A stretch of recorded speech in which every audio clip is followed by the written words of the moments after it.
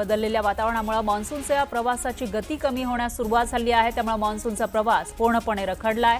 किमान 10 जून पर्यंत तरी मान्सूनचा प्रवास थांबणार असल्याचा अंदाज हवामान विभागाने वर्तवलाय। त्यामुळे शेतकऱ्यांना पेरणीची घाई न करण्याचे आवाहन करण्यात आले। शहापूरमध्ये 3 दिवसांच्या विश्रांतीनंतर पावसाने जोरदार हजेरी लावली। त्यामुळे दुबार भात शेती करणाऱ्या शेतकऱ्यांना मोठा दिलासा मिळाला। नांदेड जिल्ह्यामध्ये पावसाने जोरदार हजेरी लावली। यामुळे जिल्ह्यातील जलसाठ्यामध्ये वाढ झाली आहे। नांदेड शहराला पाणी पुरवठा करणाऱ्या विष्णुपुरी धरणात 40% पाणी साठा आहे। मागील 2 दिवसांपासून उसंत घेतलेल्या पावसाने पुण्यात पुन्हा जोरदार हजेरी लावली। अचानक आलेल्या पावसामुळे मात्र पुणेकरांची चांगलीच तारांबळ उडाली। तर आज दिवसभर पावसाचा अंदाज वर्तवण्यात येतोय। सोलापूरच्या अक्कलकोट तालुक्यामध्ये मुसळधार पावसाने हजेरी लावली। यामुळे शेतशिवारात पाणी शिरलं आणि पिकांचं नुकसान झालं। जळगाव जिल्ह्यामध्ये जोरदार पाऊस झाला। त्यानंतर शेती कामांना वेग आलाय। शेतकऱ्यांनी पेरणीपूर्व मशागतीला सुरुवात केली। धाराशिवमध्ये पावसाने जोरदार हजेरी लावली। यामुळे काढून ठेवलेली ज्वारी आणि कडब्याचं मात्र नुकसान झालंय। यामुळे शेतकरी आर्थिक संकटात सापडला। मुसळधार पावसामुळे सिंधुदुर्ग जिल्ह्यातील शेतकऱ्यांचं मोठं नुकसान झालं आहे। भुईमूग, कलिंगड, कोकम या पिकांचं मोठं नुकसान झालंय। 74 गावांमधील 175 शेतकरी बाधित झाले। या प्रकरणी कृषी अधिकाऱ्यांना अहवाल सादर करण्यात आला। बीड जिल्ह्यातील आष्टी तालुक्यामध्ये झालेल्या मुसळधार पावसामुळे टोमॅटो उत्पादक शेतकरी आर्थिक संकटात सापडला। हातातोंडाशी आलेला घास हिरावल्यानं शेतकरी हताश झाला। मनमाड, मालेगावसह नाशिक जिल्ह्यामध्ये मुसळधार पावसाने कहर केला। तब्बल 6570 हेक्टरवरील पिकांना पावसाचा फटका बसला। 1000 गावांमधील 19,000 शेतकरी बाधित झाले। तर सर्वात जास्त कांदा पिकाचं नुकसान झाल्यानं बळीराजा आर्थिक संकटात सापडलाय। सिंधुदुर्ग जिल्ह्यातील कलिंगड उत्पादक शेतकरी मेटाकुटीला आलाय। पावसामुळे कलिंगड बागा अक्षरशः पाण्यात गेल्या। त्यामुळे शेतकरी आर्थिक संकटात सापडलाय। हजारो टन कलिंगड पीक वाया गेल्यानं शेतकरी हवालदिल झाला। मागील काही दिवसांपासून सुरू असलेल्या मुसळधार पावसामुळे भीमा नदीला पूर आलाय। मात्र नदीच्या पात्रामध्ये पाण्याचा जोरदार प्रवाह असून सुद्धा जलपर्णीचं संकट कायम आहे। सोलापूर जिल्ह्यामध्ये झालेल्या मुसळधार पावसामुळे उमराणी बंधारा तुडुंब भरला। त्यामुळे भीमा नदीवरील बंधाऱ्याला सुद्धा अनोखं रूप प्राप्त झालंय। हा बंधारा भरल्यानं सोलापूरकरांची पाण्याची चिंता मिटली।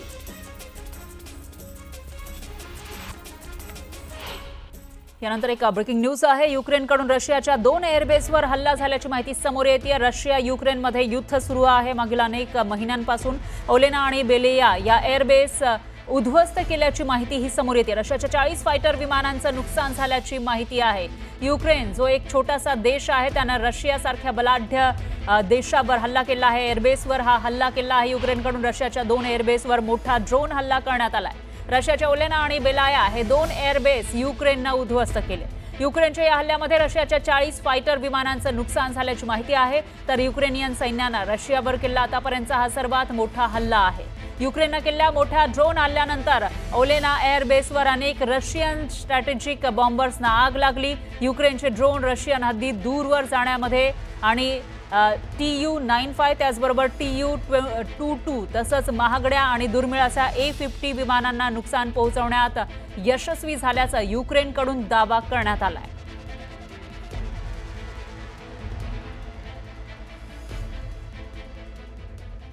यानंतर पुन्हा घेऊयात गावाकडच्या बातम्यांचा वेगवान आढावा। आजपासून 31 जुलैपर्यंत खोल समुद्रातील मासेमारीवर बंदी घालण्यात आली आहे। या कालावधीमध्ये खोल समुद्रात मासेमारी करणाऱ्यांवर मत्स्य विभागाकडून कठोर कारवाई केली जाणार आहे। माशांच्या प्रजनन काळामध्ये त्यांच्या संख्या वाढीचे प्रमाण अबाधित ठेवण्यासाठी हा निर्णय घेण्यात आला आहे। वाशिम जिल्ह्यामध्ये नक्की चाललंय तरी काय असा सवाल उपस्थित होतोय। एका महिलेची खासगी रुग्णालयामध्ये प्रसूती झाल्यानंतर तिच्या पोटामध्ये कापडी तुकडा राहिल्याची गंभीर बाब समोर आली। या महिलेच्या पोटातील हा कापडी तुकडा संभाजीनगरमधील डॉक्टरांच्या निष्कर्षास त्यांच्या निदर्शनास आला। त्यानंतर त्यांनी ऑपरेशन करून तो तुकडा बाहेर काढला। या प्रकरणी तक्रार दाखल केल्यानंतर सुद्धा पोलिसांनी कारवाई केलेली नाही। वाशिमच्या जिल्हा सामान्य रुग्णालयातील धक्कादायक प्रकार समोर आलाय। अपेंडिक्सच्या शस्त्रक्रियेदरम्यान रुग्णाच्या पोटाची त्वचा भाजली। या प्रकरणी तांत्रिक बिघाड असल्यानं अनावधानानं ही घटना घडल्याचं थातुरमातुर कारण रुग्णालयाकडून देण्यात आलं। या प्रकरणी तक्रार दाखल करून सुद्धा पोलिसांनी तपास सुरू न केल्यानं रुग्णासह नातेवाईकांनी संताप व्यक्त केला। हिंगोली जिल्ह्यामध्ये हळद लागवडीला सुरुवात झाली। यंदा पाऊस लवकर आल्यानं शेतकऱ्यांनी हळद लागवडीला सुरुवात केली आहे। छत्तीसगडमध्ये सुरक्षा दलांना स्फोटातून ठार करण्याचा माओवाद्यांचा कट सुरक्षा दलानं उधळून लावला। 10 आयडीची स्फोटकं माओवाद्यांनी पेरून ठेवली होती। माओवाद्यांनी 10 जूनला देशव्यापी बंद पुकारण्याचं आवाहन केलं। माओवाद्यांचा नेता बसवराजू ठार झाला, त्यामुळे त्यांनी बंदची हाक दिली। दरम्यान माओवादी देशभरामध्ये स्मारक सभांचं आयोजन करणार आहे। अमरावती शहरामध्ये थातुरमातुर नालेसफाई करण्यात आल्यानं शहरातील नालेसफाईचे 3 तेरा वाजलेत। नाल्यात सफाई केल्याचा फक्त दिखावा करण्यात आल्यानं नागरिकांनी संताप व्यक्त केला। नंदुरबारमध्ये कृषी विभागाच्या पथकानं महाराष्ट्रामध्ये प्रतिबंधित असलेल्या बीटी बियाण्याची विक्री करणाऱ्या एका व्यक्तीला ताब्यात घेतलं। त्याच्याकडून तब्बल 2 लाखांची बियाणं जप्त करण्यात आली। नंदुरबार जिल्ह्यामध्ये जिल्हा परिषदेच्या शाळा कुडाच्या झोपडीमध्ये भरत असल्याचं समोर आलं आहे। तातडीनं उत्तम दर्जाच्या शाळेत वर्ग घेण्याची मागणी नागरिकांनी केली। पोलीस पडताळणी केल्याशिवाय परप्रांतीयांना नोकरी देऊ नका असं आवाहन आमदार सुधाकर अडबाल यांनी केलं। गुन्हेगारीच्या घटना टाळण्यासाठी त्यांनी गृह विभागाला पत्र लिहून ही मागणी केली। तळेगाव दाभाडे नगर परिषदेत दिव्यांग कल्याण निधीचं वितरण करण्यात आलंय। 283 लाभार्थ्यांना 90 लाखांचे प्रारूप धनादेश वाटप करण्यात आले। जळगाव जिल्हा परिषदेचे 209 कर्मचारी सेवानिवृत्त होणार आहेत। जिल्ह्यातील विविध जिल्हा परिषद शाळांमधील कार्यरत 153 शिक्षक आणि 56 कर्मचाऱ्याचा सहभाग आहे। मालेगावमध्ये बनावट जन्मदाखल्यांचा घोळ असल्याचं समोर आलं आहे। यावेळी पालिकेनं 3000 जन्मदाखले रद्द केले। मात्र जन्मदाखले रद्द ज्यांनी केलेले आहेत त्यांच्या विरोधात मुंबई उच्च न्यायालयामध्ये याचिका दाखल करण्यात आली आहे। जळगाव जिल्हा पोलीस दलामध्ये बदली प्रक्रियेला सुरुवात झाली आहे। 79 ग्रेड पीएसआय आणि एएसआय यांच्या बदल्या करण्यात आल्या। पोलीस अधीक्षक महेश्वर रेड्डींच्या आदेशानं ही बदली झाल्याची माहिती आहे। सांगोल्याच्या जवळे गावात जिल्हा परिषद शाळेमध्ये प्रवेश घेतल्यास घरपट्टी माफ करण्याचा निर्णय घेण्यात आलाय। जिल्हा परिषद शाळा टिकवण्यासाठी शारदा देवी अभियान राबवण्यात आलं। सोलापूर ते गोवा विमानसेवेला सोलापूरकरांनी उत्स्फूर्त प्रतिसाद दिला। 4 दिवसात 200 पेक्षा जास्त तिकिटांची विक्री झाली आहे। फ्लाय 91 कंपनीच्या माध्यमातून 9 जूनपासून विमानसेवा सुरू होणार आहे। नागपूरच्या नेऊरवाडामध्ये वाघाच्या हल्ल्यात एका शेतकऱ्याचा मृत्यू झाला। रवी कवडू कालरसरपे असं मृत शेतकऱ्याचं नाव आहे। शेतीचं काम करताना ही घटना घडली आहे। दरम्यान वन्य प्राण्यांचा बंदोबस्त करावा अशी मागणी नागरिकांनी वन विभागाकडे केली। साताऱ्यातही कोरोनाचा पुन्हा शिरकाव झालाय। कोरोनामुळे एकाचा मृत्यू झाला तर 2 जणांना कोरोनाची लागण झाली आहे। तर कराडमधील रुग्णालयामध्ये 2 कोरोना बाधितांवर उपचार सुरू आहेत। नंदुरबार जिल्ह्यामध्ये कोरोनाचा वाढता प्रादुर्भाव लक्षात घेत आरोग्य यंत्रणा सज्ज झाल्यात। शासकीय महाविद्यालयामध्ये कोरोना वॉर्ड सज्ज करण्यात आले। वसईतही कोरोनानं शिरकाव केला आहे। खोचीवडे गावात राहणाऱ्या 43 वर्षीय कोरोना बाधितांचा मृत्यू झालाय। कोविड चाचणी पॉझिटिव्ह आली आहे। त्याला श्वसनाचा त्रास होत असल्यानं त्याचा मृत्यू झाला। सलग आलेल्या सुट्ट्यांमुळे पंढरपूरमध्ये श्री विठ्ठल रुक्मिणी दर्शनासाठी भाविकांनी गर्दी केली। विद्यार्थ्यांच्या शालेय सुट्ट्या संपणार आहे। सुट्टीची सांगता पंढरपूरमध्ये येऊन विठुरायाच्या दर्शनानं करावी यासाठी अनेकांनी पसंती दिलेली आहे। तर मंदिर परिसरामध्ये विठुरायाच्या दर्शनासाठी लांब रांगा लागल्या। पंढरपूरच्या रुक्मिणी माता उपासना मंदिरात 11 डझन हापूस आंब्याची आरास करण्यात आली। यावेळी रुक्मिणी मातेला आमरसाचा अभिषेकही करण्यात आला। जागतिक सायकल दिनानिमित्त फिट इंडिया उत्तन किल्ल्याची स्वारी आयोजित करण्यात आली होती। तर भारतीय क्रीडा प्राधिकरण प्रादेशिक केंद्र मुंबई अंतर्गत या सवारीचं आयोजन करण्यात आलं। यावेळी झाडांच्या संवर्धनाचा संदेश देत निरोगी राहण्याचं आवाहन करण्यात आलं। शिर्डीच्या साई मंदिरामध्ये सकाळपासूनच भाविकांनी दर्शनासाठी मोठी गर्दी केली। यावेळी साई संस्थानकडून भाविकांची विशेष काळजी घेतली जाते।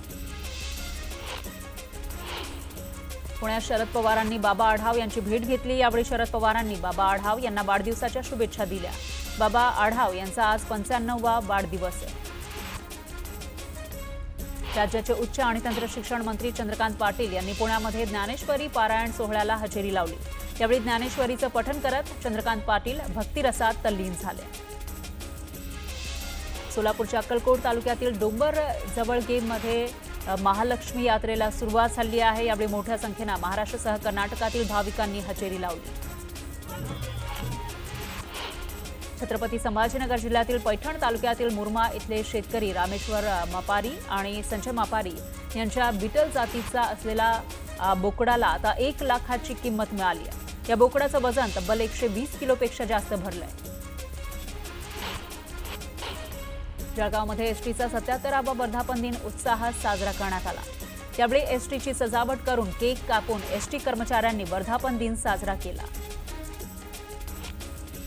नाशिकच्या कुंभमेळ्याच्या तारखा जाहीर करण्यात आल्या। कुंभमेळ्यामध्ये 42 ते 45 पर्व स्नान होणार आहे। 31 ऑक्टोबर 2026 पासून ते 24 जुलै 2028 पर्यंत कुंभमेळा सुरू राहणार आहे। कुंभमेळ्याच्या निमित्तानं 4000 कोटी रुपयांच्या निविदा काढल्याची माहिती मुख्यमंत्री फडणवीसांनी दिली। तर जलसंपदा मंत्र्यांनी चांगली योजना तयार केल्याचं म्हणत फडणवीसांनी गिरीश महाजन यांचं कौतुक केलं। फडणवीसांनी मालेगावातील रस्त्यांची पाहणी करावी, ते फक्त कुंभमेळ्यामध्ये गुंतवून ठेवत असल्याचा आरोप संजय राऊतांनी केला। तर कुंभमेळ्यासाठी कुंभमेळा मंत्री दिल्याचं म्हणत महाजनांवरही टोला लगावला। फेस टाईम कॉलमुळे निलेश चव्हाण ट्रेस झालाय। घटस्फोटित मैत्रिणीला घेऊन फिरणं निलेश चव्हाणला महागात पडलं। पिंपरी पोलिसांनी निलेश चव्हाणवर कारवाई केली। छत्रपती संभाजीनगर दरोडा प्रकरणामध्ये पोलिसांनी आणखी 2घांना अटक केली आहे। आतापर्यंत पोलिसांनी एकूण 12 जणांना ताब्यात घेतलं आणि चौकशी सुरू केली। मुंबईमध्ये कस्टम्स अधिकाऱ्यांनी वन्यजीव तस्करी विरोधात मोठी कारवाई केली। थायलंडहून भारतामध्ये परदेशी सरडे आणणाऱ्याला मुंबई विमानतळावरून अटक केली। कल्याणमध्ये ठाकरेंच्या शिवसेनेकडून ठाकरे बंधूंच्या एकत्र येण्याबाबत बॅनरबाजी करण्यात आली आहे। कल्याण ग्रामीण आणि दिवा शहरातील प्रश्नांना वाचा फोडण्यासाठी एकत्र येण्याचं आवाहन करण्यात आलंय। बॅनरवर ठाकरे बंधूंचा एकत्रित फोटो लावण्यात आल्यानं जोरदार चर्चांना उधाण आलं।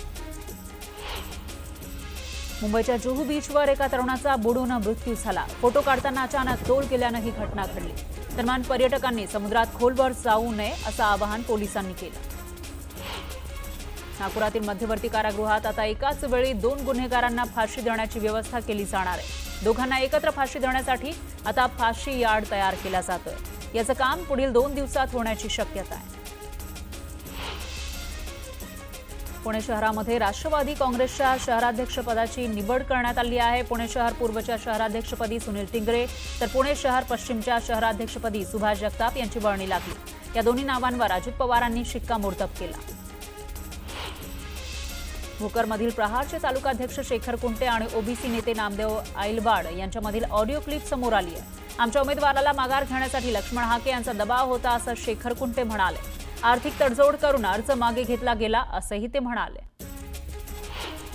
विधानसभा निवडणुकीमध्ये हाकेंनी ओबीसी उमेदवारांना उभं करून तोडपाणी केली। लोहा मतदारसंघानंतर भोकरमध्ये उमेदवारांकडून पैसे घेऊन हाकेंनी ओबीसी उमेदवारांना माघार घ्यायला लावली। ऑडिओ क्लिप ट्विट करत मिटकरींनी हा आरोप केला।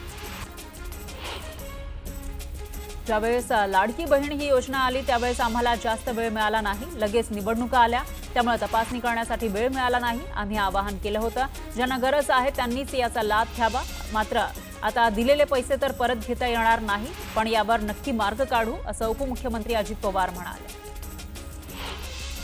शरद पवार आणि उपमुख्यमंत्री अजित पवार आज पुन्हा कार्यक्रमात एकत्र आले। वसंतदादा इन्स्टिट्यूटच्या कार्यक्रमात दोन्ही नेत्यांच्या खुर्च्या जवळजवळ असल्यानं जोरदार चर्चांना उधाण आलं। निवडणुकीपूर्वी ठाकरे बंधू एकत्र येण्याची चर्चा रंगलेली असतानाच कल्याणमध्ये ठाकरेंची शिवसेना आणि मनसेच्या कार्यकर्त्यांनी एकत्र आंदोलन केलं। हे दोन्ही पक्ष डोंबिवलीमध्ये एकत्र येतील अशी बातमी न्यूज 18 लोकमतनं सर्वात आधी दाखवली होती आणि ती बातमी खरी ठरली। यानंतर आता दिवा शहरामध्ये ठाकरे गटाकडून बॅनरबाजी करण्यात आली। पालकमंत्रीपदावरून काही अडलं का असं म्हणत नाशिकच्या पालकमंत्रीपदाच्या प्रश्नावर मुख्यमंत्री फडणवीसांनी सवाल विचारत उत्तर दिलं। माणिकराव कोकाटेंनी शेतकऱ्यांबाबत जपून बोलावं, काही गोष्टी मनात ठेवायच्या असतात. अजित पवारांनी माणिकराव कोकाटेंना हा सल्ला दिला. कृषी खातं जबाबदार खातं आहे, कृषी खातं शिक्षा आहे असं म्हणणाऱ्यांमुळे राज्यामध्ये शेतकऱ्यांचे काय भलं होणार आहे असं म्हणत संजय राऊत यांनी कृषी मंत्र्यांच्या वक्तव्यावरून जोरदार टीका केली. मनसे आणि शिवसेना एकत्र येतील हा विचार आता डोक्यातून काढून टाका. शिवसेना प्रमुखांनी राज ठाकरेंना बरोबर घेण्यास उद्धव ठाकरेंना सांगितलं होतं, पण त्यांनी कधीच राज ठाकरेंना एकत्र घेतलं नाही. उद्धव ठाकरे स्वार्थापोटी काहीही करू शकतात असा मोठा गौप्यस्फोट संजय शिरसाट यांनी केला. एकनाथ खडसेंनी केलेल्या आरोपांना गिरीश महाजन यांनी प्रत्युत्तर दिलं. उठता बसता खडसेंना मीच दिसतो, पण या प्रकरणामध्ये माझा काहीही संबंध नाही. त्यांच्यासारखी भाषा मी वापरणार नाही असं म्हणत त्यांनी खडसेंचे आरोप फेटाळून लावले.